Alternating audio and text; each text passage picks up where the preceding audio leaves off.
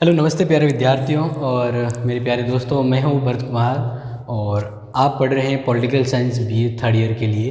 Paper 2 है, ठीक है। तो ध्यान रखिएगा, हम कंटिन्यू पढ़ रहे हैं। तो ये काफ़ी इम्पोर्टेंट चैप्टर है, इसलिए आपको इस पे ध्यान देना होगा और कुछ चीज़ें नोट करिए तो आप भी इसे नोट करें। बात ये करते हैं कि अगर आप कॉलेज की और कोई स्पेशल क्लास अटेंड करना चाहते हैं, यानी विशेष रूप से पॉलिटिकल के लिए आप क्लास अटेंड करना चाहते हैं, ठीक है ना, या कॉलेज के अन्य अपडेट लेना चाहते हैं, तो आप डायरेक्टली मेरे चैनल पर भी विजिट कर सकते हैं, me and my YouTube class पे, ठीक है। तो फिलहाल हम बात करते हैं प्रशासन में निर्णय। जैसा कि आपको पता होगा, अपना ये जो पेपर है पेपर 2 है। क्या है? पेपर 2। और पेपर 2 में हम क्या पढ़ रहे हैं? निर्णय प्रक्रिया। और पेपर 2 अगर वो देखा जाए कि पेपर 2 किस पे डिपेंड है, तो लोक प्रशासन के ऊपर डिपेंड है। अब ये आप कहेंगे कि लोक प्रशासन क्या होता है, तो वो हमने चीज़ें पहले से बता दी है। अब बात ये करते हैं कि आज के चैप्टर में हमें पढ़ना है कि लोक प्रशासन में निर्णय कैसे लिए जाते हैं, लोक प्रशासन के अंदर निर्णय प्रक्रिया कैसे होती है। तो उसको निर्णय प्रक्रिया को समझाने से पहले आप ये समझिए कि निर्णय क्या होते हैं। तो जैसा कि J.C. ग्लेवर ने कहा है निर्णय के बारे में कि चुने हुए विकल्पों में से किसी एक के संबंध में निर्णय करना या निर्णय करना ही निर्णय होता है।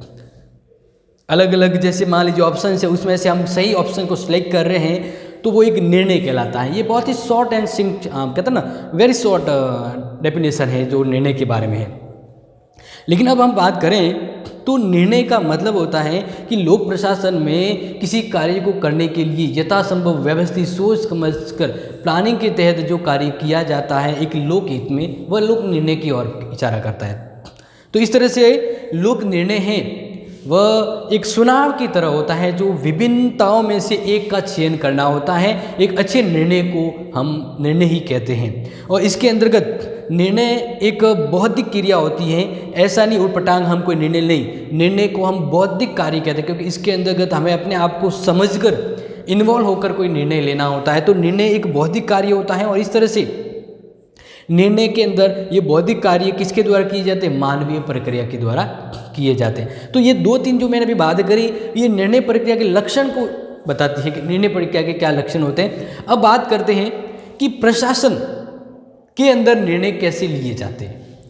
प्रशासन में निर्णय प्रक्रिया, प्रशासन में निर्णय किस तरह से लिए जाते हैं, तो मैंने यहाँ पे कुछ अलग अलग चरण लिखे हैं। ये क्या है? ये लोक प्रशासन में कब किस तरह से निर्णय लिए जाते हैं और कब तक वो निर्णय एक सफल निर्णय कहे जाते हैं, तो उसके कुछ स्टेप मैंने यहाँ पे नोट करे हैं। और हो सकता है कि ये एग्जाम में आपको मिले। क्या प्रश्न आएगा कि प्रशासन में लोक निर्णय किस प्रकार लिए जाते हैं, लोक निर्णय की प्रक्रिया को समझाइए। तो आपको ये स्टेप फॉलो करने होंगे। अब इस स्टेप को मैं आपको बारी से समझा देता हूँ। पहला है उद्देश्यों का निर्धारण। हमें निर्णय लेना है, लोक हित में कोई काम करना है, तो सबसे पहले तो हमें हमारा उद्देश्य पता होना चाहिए कि हम किस उद्देश्य के लिए निर्णय प्रक्रिया में भाग ले रहे हैं। तो सबसे पहला क्या होते हैं? उद्देश्यों को हमें समझना होगा, उद्देश्यों को हमें अपने सामने रखना होगा, क्योंकि उद्देश्यों को सामने रखकर ही हम कोई निर्णय ले पाने में सक्षम होते हैं। तो सबसे पहला यही रखा गया है कि एक प्रशासक को, एक व्यवस्थापक को, एक प्रबंधक को निर्णय लेने से पहले उसके उद्देश्यों के बारे में पता होना चाहिए। दूसरा, समस्या की व्याख्या करना, यानी निर्णय लेने से पहले उद्देश्य हमें पता है। अब उद्देश्य के बाद हमें ये पता होना चाहिए कि अब निर्णय लिया जाएगा तब क्या समस्या आएगी, एक निर्णय को लेते समय क्या समस्या आ रही है, निर्णय लेने के बाद क्या समस्या आएगी। तो इस तरह से निर्णय प्रक्रिया का ये दूसरा चरण है। सही अर्थों में ये एक काफ़ी इम्पोर्टेंट स्टेप कहा जाता है, क्योंकि प्रशासक को ये जानना वास्तव में ज़रूरी है कि इस निर्णय से संबंधित क्या समस्या आएगी और इन समस्याओं को हम किस तरह से छुटकारा पाए, यानी समस्या का सॉल्यूशन क्या होगा, ठीक है ना। तो ये एक काफ़ी इम्पोर्टेंट होता है। हमारा अनुभव भी ये कहता है कि निर्णय केवल इसी कारण से असफल होते हैं कि जब हम कोई समस्या सामने आए तो उसका समाधान नहीं कर पाते। तो किसी भी चीज़ पर, यानी अपने लोक प्रशासन के लिए कोई निर्णय लेते, कोई बजट से संबंधित मान लीजिए कोई निर्णय लेना है, तो उससे पहले हमें समस्या क्या है उसको पहले समझना होगा। जो समस्या आएगी उसको हमें एक वाक्यात्मक रूप में दिमाग में रखते हुए, धारण करते हुए निर्णय को सक्षम बनाना होगा। फिर मान लीजिए जो समस्या है उसकी हमने व्याख्या भी कर ली निर्णय के संबंध में, तो उस समस्या का विश्लेषण क्या है। निर्णय प्रक्रिया में समस्या का क्या विश्लेषण होता है। जैसा कि आपको पता होगा, समस्या एक स्पष्ट तौर पे आती है जिसकी व्याख्या करनी होती है, और व्याख्या करने के लिए हम अगले चरण के ओर जाते हैं। निर्णय प्रक्रिया के अंतर्गत उस समस्या का विश्लेषण किया जाता है। विश्लेषण ये होता है कि जो समस्या आई है उस समस्या को हमें बारीकी से समझना है। उस समस्या में हर एक चीज़ को हमें समझना है कि भाई निर्णय लेने के समय ये समस्या किस तरह से प्रभावित करेगी। यानी यहाँ पर भी कहा गया है कि यदि समस्या बड़ी है तो उसके कई भागों में विभक्त करना पड़ेगा, प्रत्येक भाग का विश्लेषण किया जाएगा और समस्या के प्रत्येक भाग का पूर्ण और व्यवस्थित रूप में अन्वेषण किया जाएगा, और उससे संबंधित जो सॉल्यूशन, जो तथ्य है उसको इकट्ठे किए जाएंगे, क्योंकि यही तथ्य है जो आगे निर्णय को सफल बनाते हैं। बात करते हैं वैकल्पिक समाधानों का विकास। यानी अब समस्या समाधान के लिए हमने विश्लेषण किया, विश्लेषण के बाद हमारे सामने काफ़ी तथ्य आए, काफ़ी फैक्ट आए, ठीक है। अब उन फैक्टों में से कौन कौन से तत्वों को हमें कलेक्ट करना है जो एक अच्छे समाधान को प्रस्तुत करते हैं, यानी वैकल्पिक समाधान। या मान लीजिए निर्णय लेने के समय हमें जो समस्या आई है, कुछ ऐसी समस्या है जिसका निर्णय से संबंधित काफ़ी सरोकार है, तो उसको किस तरह से ठीक किया जाए निर्णय सफल करने के लिए। तो हम यहाँ पे यही देखेंगे कि उन समस्या में आने वाले कुछ ऐसे गति विरोध तत्व को किस तरह ठीक किया जाए, तो इसके समाधान ढूंढा जाएगा। क्या ढूंढा जाएगा? समाधान। कि निर्णय सफल होने के लिए जो समस्या आ रही है उन समस्याओं का अल्टरनेटिव क्या ऑप्शन हो। मान लीजिए निर्णय ये काम करना है, तो अगर मान लीजिए उसमें कोई ए प्रॉब्लम आ रही है तो ए प्रॉब्लम का सॉल्यूशन पहले से आना चाहिए बी, यानी बी प्लान रेडी होना चाहिए, तो समस्या का समाधान होगा, तभी विकास की ओर उन्नति होगा। फिर बात करते हैं पांचवा, विकल्पों की छंटनी। इसके अलावा हमने हमारे पास जो समाधान के जो विकल्प आए, मान लीजिए जैसे 5 से 10 विकल्प आए, किसी निर्णय के ऊपर समस्या थी, समस्या का समाधान करना था, तो समाधान करने के बाद हमारे सामने फाइनल में 5 से 10 ऑप्शन है। अब उसमें से हमें निर्णय करना है, तो अब इसमें से भी हम छंटनी करेंगे कि कौन सी बातें, कौन से तत्व हैं जो एक निर्णय को सफल बनाते हैं, एक प्रबंधक को सफल बनाते हैं। तो इस तरह से हम उन विकल्प को की क्या करेंगे, छंटनी करेंगे। जैसे ऑप्शन टेस्ट करते हैं ना कि ये ऑप्शन भी राइट नहीं है, ये भी नहीं है, ये वाला सही, ऐसे करके हम विकल्पों का चयन करेंगे कि कौन सा तरीका, कौन सा विकल्प ये निर्णय के दौरान सफल होगा। और इसके बाद विकल्प की छंटनी होने के बाद सर्वश्रेष्ठ विकल्प का चयन करना। तो इसमें से मान लीजिए हमने 4 विकल्प सिलेक्ट कर लिए, 4 विकल्प सिलेक्ट कर लिए कि इनमें से हमें कोई ना कोई एक निर्णय लेना है, तो फिर इन 4 में से हम एक सर्वश्रेष्ठ और सर्वसंभव सफल होने वाले निर्णय को बटन दबाएंगे, यानी इस निर्णय को सिलेक्ट करेंगे। तो लास्ट में हम धीरे धीरे कंफ्यूजन को क्लियर करते करते एक ऐसे निर्णय पर आ जाते हैं जहां पर हमें सर्वश्रेष्ठ निर्णय, सर्वश्रेष्ठ ऑप्शन को सिलेक्ट करना होता है, और सर्वश्रेष्ठ ऑप्शन को सिलेक्ट करने का जो ऑप्शन होता है वही सर्वश्रेष्ठ निर्णय को सफल भी बना देता है। इस तरह से फिर हमने जो निर्णय लिया, 5 में से 4 में से एक जो काम था उसके हमें मोहर लगा दी कि हमें निर्णय की प्रक्रिया के लिए ये विकल्प ही सिलेक्ट करना है। तो फिर इस विकल्प को हमें क्या करना, क्रियान्वयन करना है कि ये किस तरह से एक निर्णय में सफल हो सकता है, वो हम करेंगे क्रियान्वयन के अंतर्गत। और फिर विकल्प का निर्णय के दौरान क्रियान्वयन किया जाए तो उसके बाद क्रियान्वयन के बाद हम प्रतिपुष्टि देखेंगे, क्या हमने जो विकल्प लिया था इस निर्णय को सफल बनाने के, वो निर्णय हमारा सफल हुआ, वो विकल्प क्या सही है, हम फीडबैक लेंगे। हम प्रतिपुष्टि करेंगे कि हमने एक निर्णय के लिए जो विकल्प तय किया था वो विकल्प तय मात्रा में सफल हुआ कि नहीं हुआ, या वह जरूरत से ज़्यादा तो नहीं जा रहा है, तो नियंत्रण और प्रतिपुष्टि होगी।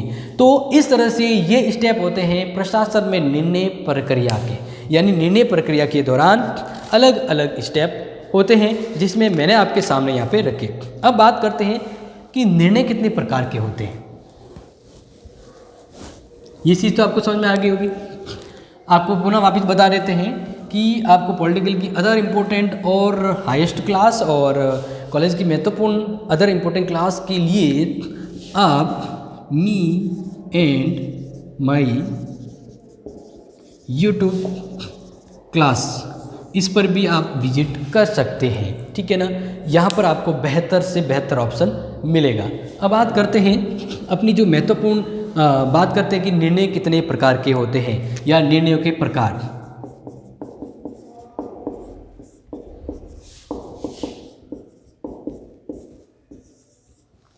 निर्णयों के प्रकार, निर्णय कितने प्रकार के होते हैं, तो हम यहाँ पे अलग अलग अवस्थाओं अलग अलग तरह से निर्णय को टाइप में बांटने का प्रयास करेंगे। तो पहले बात करते हैं कि निर्णय के कुछ एक प्रकारों को हम यहाँ पे डिस्कस करते हैं। पहला प्रकार, निर्णयों का पहला प्रकार, कार्यात्मक एवं अकार्यात्मक निर्णय।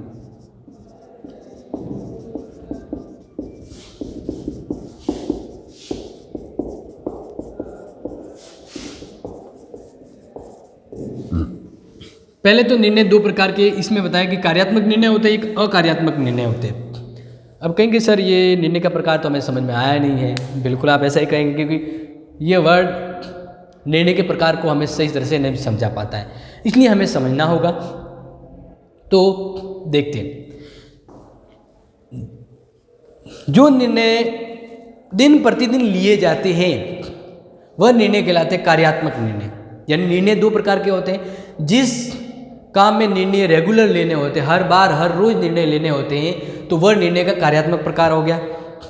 और अकार्यात्मक प्रकार में हम कहेंगे कि वे कार्य जिसमें हमें प्रतिदिन निर्णय लेने की जरूरत नहीं होती है, हमें परिस्थिति के वश में निर्णय लेने होते हैं।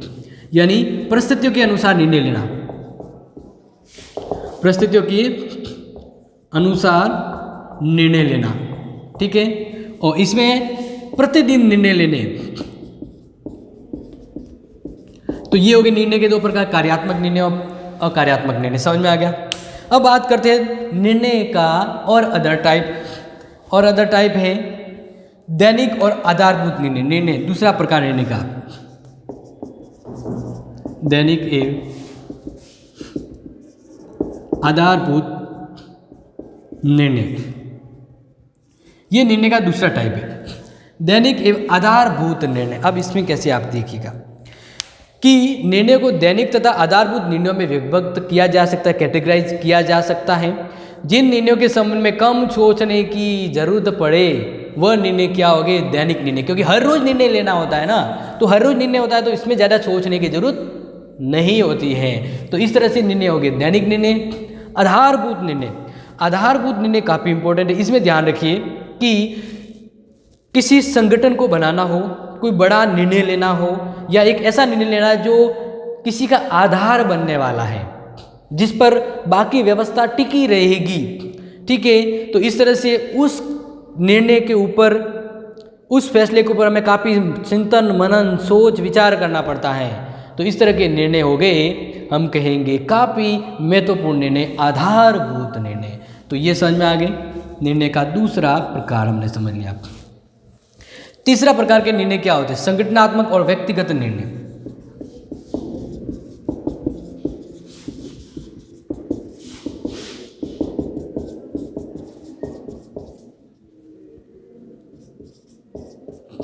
ओके, एक निर्णय तो वो होते हैं जो पूरे संगठन के लिए लेना होता है। एक पूरा संगठन, एक पूरा यूनियन, एक पूरे यूनियन के लिए जब कोई संगठन कोई निर्णय लिया जाता है तो वो संगठनात्मक निर्णय हो गया। एक पूरी, जैसे मेरी टोली के लिए मुझे खुद को डिसीजन लेना है, तो इस तरह से मैं काफ़ी चिंतन मनन और गहराई से लाभ हानि सब सोच के लेता हूँ, तो ये संगठनात्मक निर्णय हो गया।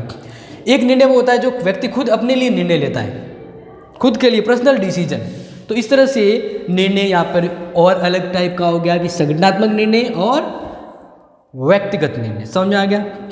फिर बात करते हैं चौथा निर्णय का, चौथा प्रकार नियोजित और अनियोजित निर्णय।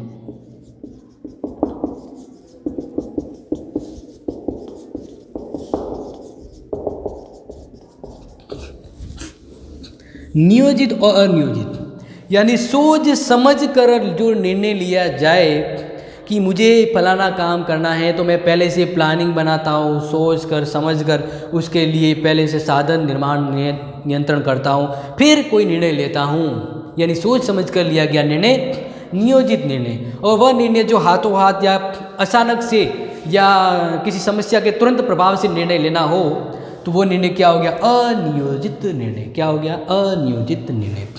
इसी तरह बात करते हैं निर्णय का 5वां प्रकार, नीति और संचालन संबंधी निर्णय।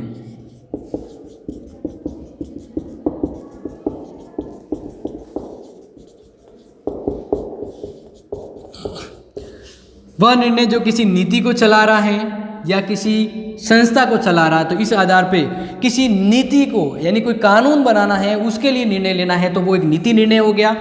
और अगर किसी संस्था संगठन को चलाना है तो उस संचालन के संबंध में निर्णय होता है संचालन संबंधी निर्णय। तो इस तरह से ये अलग हो गया। फिर इस तरह से लास्ट में आते हैं नीति, प्रशासकीय और कार्यकारिणी नीति।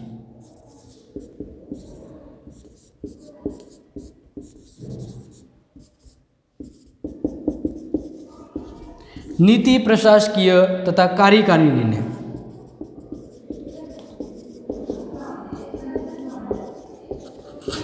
ये निर्णय का छठा और लास्ट प्रकार है।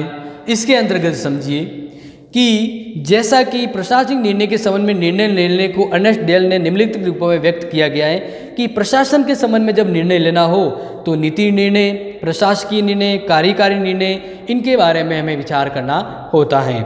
नीति निर्णय संबंधी संगठन में निर्माण को लेकर वित्तीय संरचना, वित्तीय प्रबंध, संगठन संरचना के संबंध में निर्णय लिए जाते हैं और इस प्रकार के निर्णय संचालक मंडल, अन्य उच्च मंडल व वर्ग के द्वारा लिए जाते हैं। तो ये हो गए नीति प्रशासकीय निर्णय। अब है कार्यकारी निर्णय। कार्यकारी निर्णय में आप समझिए किसी कार्य व्यवस्था को ध्यान में रखकर निर्णय लेना, किसी कार्य व्यवस्था को ध्यान में रखकर। जैसा कि मैं आपको बताऊं, नीति संबंधी निर्णय ने इन निर्णयों को महत्व कम होता है लेकिन फिर भी ये निर्णय प्रभावकारी होते हैं। नीतियों के क्रियान्वयन के लिए प्रशासकीय नियंत्रण का आधार प्रदान करना जरूरी होता है और कार्यकारी निर्णय में वे निर्णय सम्मिलित होते हैं जो किसी कार्य को करने के दौरान समय के ऊपर लिए जाते हैं। कार्यकारी निर्णय किसी कार्य को करते समय निर्णय लेना, कार्यकारी निर्णय किसी प्रशासन को चलाने के लिए जो निर्णय लिए जाते हैं प्रशासकीय निर्णय। तो इस तरह से मैंने आपको बताया कि निर्णय के प्रकार कौन कौन से होते हैं। ठीक है, अब ये आपके एग्ज़ाम में इम्पोर्टेंट रहेगा, इसलिए आप इसको समझिएगा और एग्ज़ाम के अकॉर्डिंग इसको याद भी कर लीजिएगा। दोबारा मिलते हैं आपसे, तब तक आप अपने इस दोस्तों को भी शेयर करें। धन्यवाद।